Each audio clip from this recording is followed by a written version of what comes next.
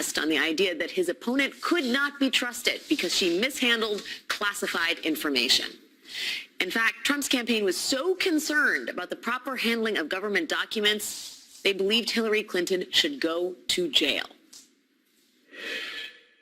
If I win, I am going to instruct my Attorney General to get a special prosecutor to look into your situation. You know, it's just awfully good that someone with the temperament of Donald Trump is not in charge of the law in our country.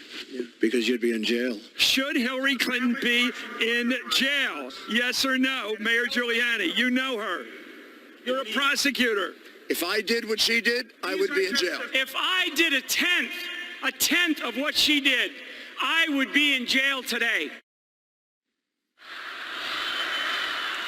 Remember the crowds at the Republican National Convention just thundering over and over again, lock her up. What they were actually saying was lock her up for mishandling classified information. Once Donald Trump did become president, he set about trying to actually do it, to put Hillary Clinton in jail because of her supposed mishandling of classified documents.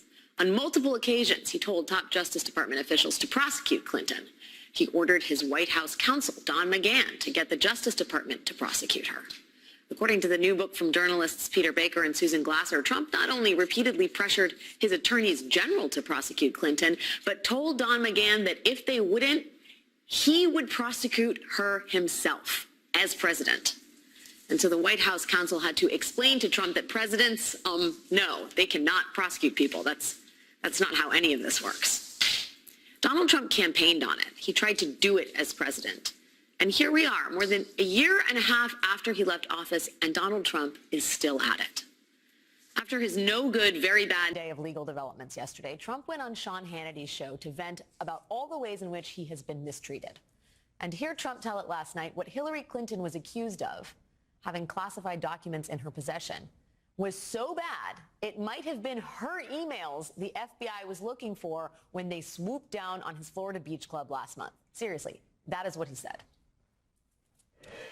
I pointed out Hillary Clinton, which is I guess the closest case in modern history that this mirrors your case, and mentioned, for example, 33,000 deleted emails. We talked about Hunter Biden's laptop. So do we have equal justice in this country? And it's very unfair. It's a very unfair situation. There's also a lot of speculation because of what they did, the severity of the FBI coming and raiding Mar-a-Lago.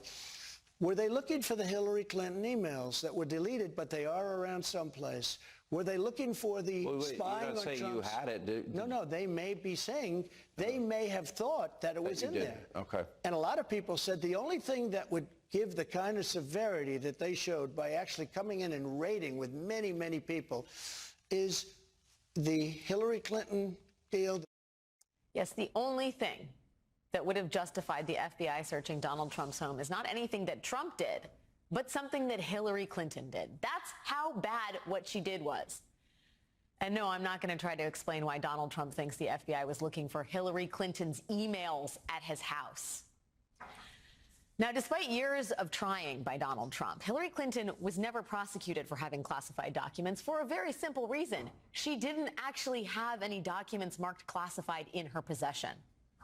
But boy, it's clear that Donald Trump thinks that anyone who did do something that brazen and awful, like say if someone had stashed 100 highly classified documents in the basement of his beach club, well, that person should definitely get the book thrown at him.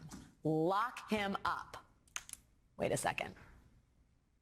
And by the way, in addition to his head-spinning discussion of Hillary's emails last night, Trump also once again threw out the idea that the FBI had planted evidence when they searched his club. This is something he has said repeatedly over the past few weeks. Well, today, the special master in the case has essentially called Trump's bluff. Today, Judge Raymond Dearie gave Trump's legal team 8 days to state officially in a court filing whether the FBI planted any evidence.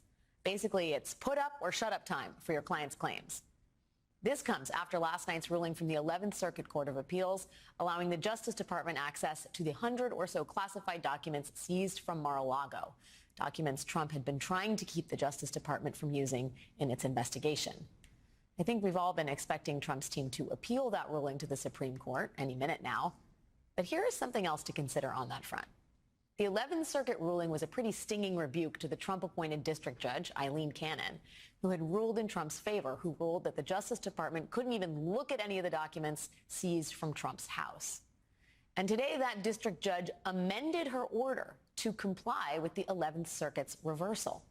So now her order no longer says the DOJ can't look at those 100 classified documents. One question legal experts are now pondering is, does that mean there's no longer anything for Trump to appeal to the Supreme Court, even if he wants to? Is this done? And if so, what does the Justice Department do now? Going forward, will they have unfettered access to these classified documents they found at Mar-a-Lago? What will their investigation look like? After all, Donald Trump himself has spent years telling us mishandling classified documents is a very, very, very serious crime.